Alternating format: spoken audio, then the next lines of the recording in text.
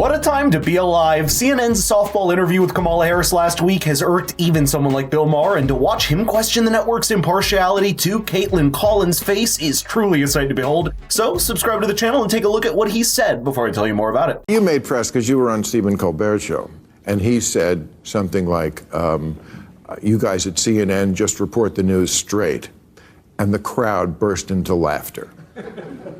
Look, I'm on CNN now. I guess we're on it right now. I mean, they show this show the next night. I don't know how we get away with it with all the fucks, but they do. And all these dirty jokes. But I'm glad, and I'm a big rooter for CNN.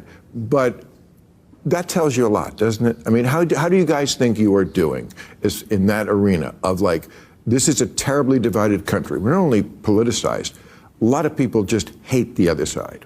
And CNN, in my view, should be the place where both sides can watch.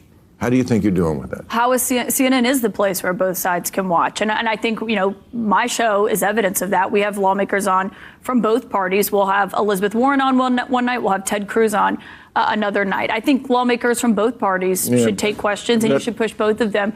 But on CNN being a place of credibility, I mean, look at what just happened in Chicago. We had 300 people from CNN on the ground covering that convention. There were several reporters from just our team alone on the floor, bringing it in real time to people. And I think CNN puts resources behind things and just brings a level of news that you don't get anywhere else. And I think CNN does a great job. Yeah, but I'm talking about the people on CNN and what I know what the conservative side of America thinks, and I don't blame them. Exactly. And you know what's wrong with all of what Kaitlan said there? It's that it's not even an answer to Bill Maher's original question. CNN isn't perceived as the middle ground it claims to be, and that's something the network needs to introspect why it is. If you look at the latest YouGov poll on trust in media in America, you see how CNN's perception is the most widely divided along political lines of all major news outlets in the country. It's not possible for CNN to simply brush that aside or chalk it up to the country's political polarization as a whole,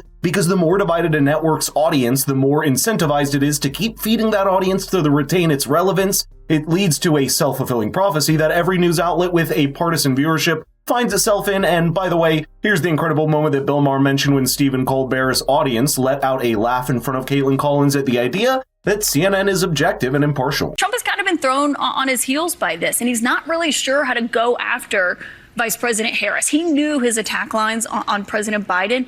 He really has struggled with how to go after someone who's 20 years younger than him, who is a different gender, a different race. It's kind of been this moment where he has not been able to coalesce around a single attack line. I know you guys are objective over there, that you just report the news as it is. No, I know. CNN makes a... I know that's supposed to be a laugh line? I wasn't supposed to be, but I guess it is. At least now you know the show has a real audience, and their reaction is a microcosm of how most Americans feel. The truth is, there's not really a major news outlet in traditional mainstream media right now that can truly be regarded as completely objective and centrist. Perhaps it's because they've realized that reporting on the facts without a seasoning of political polarization just doesn't sell very well. The media landscape right now is firmly divided along political lines, and the audience seems to have understood that. After all, in an industry where legacy media is already a fading relic, these news channels need all the relevance they can get and remain standing financially. Not just that, CNN's own host and pundits make it pretty clear where they stand, and it's impossible to hide that in their coverage. For example, Christine Ampore of CNN's remarked about the idea of connectivity in her journalism, saying, quote, "We have to be truthful, not neutral, and it applies to everything, whether you're covering Donald Trump, whether you're covering the climate crisis, whether you're covering, you absolutely have to be truthful."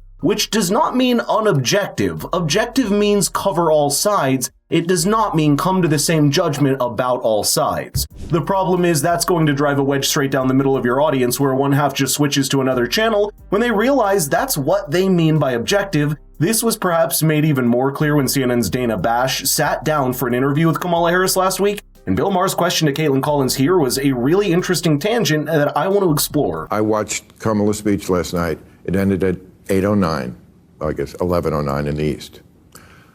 It wasn't until 11:23 till the one conservative guy, what's his name? Scott Jennings. This Lonely Scott, I call him. David Urban was there too. Wait a second. I watched from 8:09 to 8:23, they were just gushing about how great a speech it was. And I think she did fine.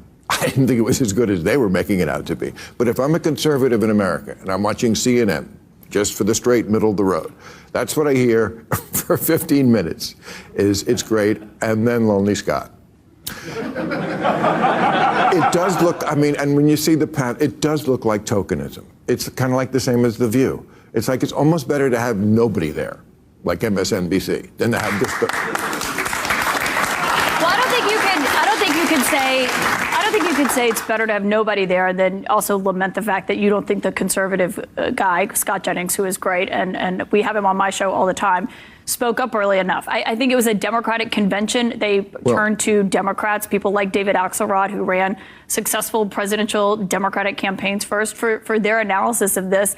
And I don't think that you can say that CNN is anything but fair. I mean, look at that. We covered President Biden's exit from the race very closely, the pressure on him to get out. Thing is, it's impossible to hide from people what you really feel, and when it comes to TV show hosts and reporters, it's their mannerisms, vocabulary, excitement, and insinuations that gave away their political biases in their coverage. Now, CNN's certainly not as brazen in this as a place like MSNBC, but the audience perception of CNN as at least being on the center left is coming from somewhere after all. That's why the Republican Party representatives have also spoken against having CNN's hosts as moderators for presidential debates in the past, clearly not seeing them as centrist objective news reporters they claim to be. That's compounded by the fact that they have been able to get the Democratic presidential candidate for an interview until last week and gave her a very weak softball interview when they finally got to it. What do you think about the fact that Kamala doesn't talk to the press? In a way, I feel like it's more insulting than what Trump does. And Trump says you're the enemy of the people, which is pretty bad. But she's kind of saying I don't need you. I'm not talking to you. You don't matter. You're not relevant anymore. To me, that's even worse than I hate you. It's like I don't think about you. I don't know if it's worse than denigrating the press on a daily basis, which is what Donald Trump did. I mean, I covered him in the White House every day as a correspondent. And, oftentimes to kind of, shake you if you were asking him a question, he would try to get into a personal argument with you or just deny or lie about, what you were asking about.